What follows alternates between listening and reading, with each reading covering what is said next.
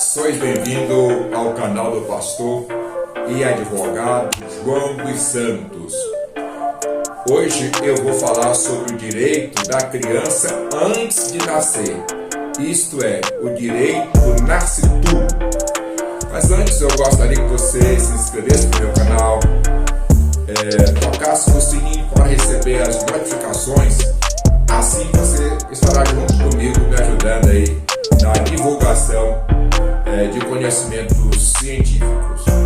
Muito bem, nós vamos fundamentar essa nossa fala no Código Civil, no artigo 2, que fala o seguinte: a personalidade jurídica da pessoa começa do nascimento com vida, mas a lei põe a salvo, desde a concepção, os direitos do nascituro.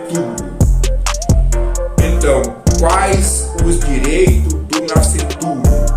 Primeiro, desde o momento da concepção, se a mãe que foi concebida trabalha em um órgão público ou empresa particular, por causa do direito do nascituro, essa mãe não pode ser despedida antes de completar 5 meses após o parto.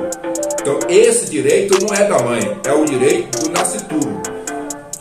Muito bem, o nascituro tem direito a acompanhamento médico, ao pré-natal. O Estado é obrigado a fornecer esse direito para essa criança, exatamente para proteger a dignidade da criança e o direito à vida. Então, a criança tem direito a vir a este mundo. Ninguém pode lançar mão e tirar a vida de um embrião ou que tenha aí 2, 3 meses de concepção. Desde o momento da concepção, a mãe não tem direito de abortar esse embrião ou esse feto, porque ele tem direito a nascer. Muito bem, esse vídeo é apenas para dar a introdução do direito à vida antes do nascimento.